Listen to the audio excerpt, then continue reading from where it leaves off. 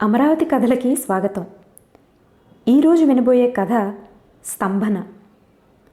అమరావతి కథలు పంచభూతాల్ని తమలో పొదువుకున్నాయా అనిపిస్తుంది ఈ కథ వింటే. ఆ మధ్య చదివిన రెండు గంగల కథలో నీరు, తరువాత వినిపించబోయే కథలో మట్టి, ఒట్టి మట్టి. ఇప్పుడు ఈ కథ స్తంభనలో గాలి. ఈ కథలో గాలి ఎన్ని రకాలుగా మనకి కనువిందు చేస్తుందో. గాలి ఏమిటి, కనిపించడం ఏమిటి అనుకుంటున్నారా? వినండి, ఈ కథ విన్నాక మీకే తెలుస్తుంది.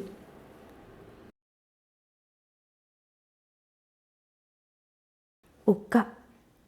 గాలి స్తంభించిపోయింది. ఒళ్ళు చెమటలు కక్కుతోంది. ఆకులాడడం లేదు. గాలి కోసం పెరపెర, తపన, నెత్తురుడికిపోతోంది. పశువులు పక్షులు కూడా విలవిల్లాడుతున్నాయి. అలాంటి సమయాన ఏ కొమ్మ ఊగిందో, ఏ రెమ్మ కదిలిందో కూసింత గాలి. అమ్మయ్యా, మళ్ళీ వచ్చి పలకరించింది గాలి. హాయ్, అమ్మ తల్లిలా వచ్చి ఆప్యాయంగా కౌగిలించుకుంది గాలి.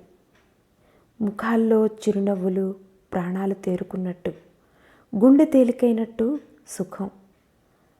బిలబిలా గాలి, జలజలా గాలి, అలలు అలలుగా గాలి. లోకమంతా మేల్కొన్నట్టు, కటిక చీకట్లో గప్పున వెలుగొచ్చినట్టు భై భయమని గాలి, రై రహిమని గాలి. ఎన్ని ఊసులు మోసుకొచ్చిందో గాలి. కృష్ణ ఒడ్డున నుంచుంటే ఒంటి నిండా ఏటిగాలి. చెక్కిళ్ళు నిమురుతోంది, ముఖం తడుముతోంది, జుట్టులోకి వేళ్ళు పోనిచ్చి కుదుపుతోంది, కళ్ళల్లో కళ్ళు పెట్టి పలకరిస్తోంది, ఒళ్ళంతా నిమిరి కౌగిలించుకుంటోంది. అమ్మ తల్లిలా, అప్ప చెల్లిలా ఆపాద మస్తకం తాకి ఆలింగనం చేసుకుంటోంది. అణువణువు తాకి రక్తమంతా నిండి కొత్త ప్రాణం పోస్తోంది. కృష్ణంతా గాలి, ఆకాశమంతా గాలి. అల్ల అమరేశ్వర శిఖరం చుట్టూ గాలి, ధ్వజస్తంభం చుట్టూతా గాలి. గాలి ధ్వజస్తంభం చిరుగంటలు ఊపుతోంది. ఆ గంటల మోతకి అనువుగా రెండు రామచిలుకలు ముక్కులు పొడుచుకుంటున్నాయి. గాలిగోపురం శిఖరాల గాలి పారాడుతోంది.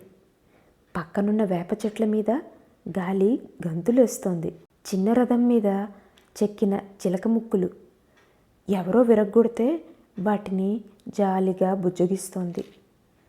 అలా అంచెలంచెలుగా వచ్చిన కృష్ణగాలిని ఊరిగాలి కలుసుకుంది. ఎల్లమ్మ గుడిసెమించి వచ్చిన గాలి. ముసలి వగ్గైన ఎల్లమ్మ వేడి నిట్టూర్పు తనలో నింపుకున్న గాలి. కట్టుకున్నవాడు ఎన్నడో వెళ్ళిపోగా, కన్నవాళ్ళిద్దరూ మహమ్మారికి బలైపోగా, ఎందుకింకా బతికున్నాను తండ్రి, ఏమి సాధించని ప్రాణి అని తనలో తాను గొణుక్కుంటూ ఆకాశం వంక చూపులు నిలిపి బేలగా చూస్తున్న ఎల్లమ్మని ఓదార్చి వచ్చిందా గాలి. గుప్పు గుప్పున చుట్టపొగ వదులుతూ వీధరుగు మీద కూర్చున్న మోతుబరి సుబ్బయ్య చుట్టూ గుర్రుగా తిరిగింది గాలి. 5 ఎకరాల పొలాన్ని 50 ఎకరాలు చేసి వడ్డీల మీద వడ్డీలు కట్టి పుస్తెలు తాకట్టు పెట్టించి పందిళ్లలో దీపాలార్పి 10 మంది పొట్టకొట్టి తను తినలేక తిన్నది జీర్ణం కాక ఇంకా నెత్తురు కళ్ళతో తీరని దాహంతో చూస్తున్న సుబ్బయ్య గీచిన అగ్గిపుల్ల ఆరిపోయేదాకా ఫిడేల్మని వీచి రయ్యిన ముందుకు పోయింది గాలి. బక్క చిక్కిన ఉప్పర పోలాయి వేడివేడి గంజి ఆర్చుకు తాగుతుంటే త్వరగా చల్లార్చింది గాలి. పక్కన గుంటలో పొరలాడే పందులు గూ గూ అని కుమ్ముకుంటుంటే మురుగు వాసన ముందుకు తెచ్చింది గాలి. ఆ మురుగు వాసనతోటే బంతిపూల వాసన వస్తే పక్కకి చూసిన పోలాయికి సుబ్బి కళ్ళు చూపింది గాలి. పోలాయి అటూ ఇటూ చూసి సుబ్బి దగ్గరకెళ్ళి నల్లటి గుండ్రటి సుబ్బి ముఖాన్ని ఒక చేత్తో ముందుకు లాక్కొని నుదుటినున్న చాదుచుక్క ముద్దెట్టుకొని మిగిలిన ఎంగిలి గంజి నోటికందివ్వగా సుబ్బి అమృతంలా తాగి గలగలా నవ్వగా ఆ నవ్వులు మోసుకుంటూ ఈల వేసుకుంటూ వెళ్ళిపోయింది గాలి. దీపాల దిన్నె మీద గాలి బారలు బారలుగా ఈత కొడుతోంది. బుద్ధదేవుని పాదార విందాల్ని మళ్ళీ మళ్ళీ ముట్టుకు పులకిస్తోంది. చరిత్రంతా తిరిగి తిరిగి చెప్పుకుంటూ ఆనందంతో తుళ్ళి తుళ్ళి పడుతోంది. వేల దీపాలు వెలుగుతూ ఉంటే జ్యోతులతో పాటు తను అటూ ఇటూ పాట పాడుతున్నట్టు ఊగింది. ఇంతలో పైరగాలి పరిగెత్తుకొచ్చింది. పచ్చటి గాలి, కంకుల గాలి, కండెల గాలి, కాయల గాలి, పువ్వుల గాలి, పూతల గాలి నేల వాసన పూసుకుని ఊరంతా పరుచుకుంది. ఆకాశమంతా నిండిపోయింది. ఉన్నట్టుండి గాలి ఆగిపోయింది. స్తంభన.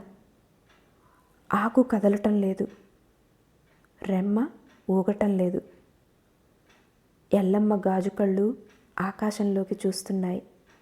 సుబ్బయ్య చుట్ట ఆరిపోయింది. పోలాయి గంజిముంత ఖాళీ అయింది. సుబ్బితల్లో బంతిపూలు వాడిపోయాయి. దీపాల దిన్నె మీద దీపాలు లేవు. ఎన్నడు మళ్ళీ గాలి వీచునో, ఎన్నడు ఈ గడ్డ తిరిగి ప్రాణం పోసుకున్నో. ఇది స్తంభన కథ. ఈసారి గాలి వీచిందంటే అదెన్ని కథలు మోసుకొస్తోందో చూడండి. జాగ్రత్తగా ఆ కథలు వినండి. వచ్చేసారి మరో మంచి కథతో కలుద్దాం. అంతవరకు సెలవు. నమస్కారం.